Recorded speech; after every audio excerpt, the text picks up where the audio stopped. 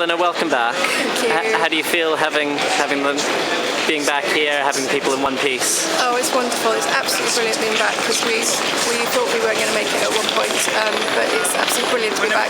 It's sad to leave such a fantastic country because we were having a fabulous time and the concert tour was going brilliantly, but it's a shame it had to end that way. Yeah.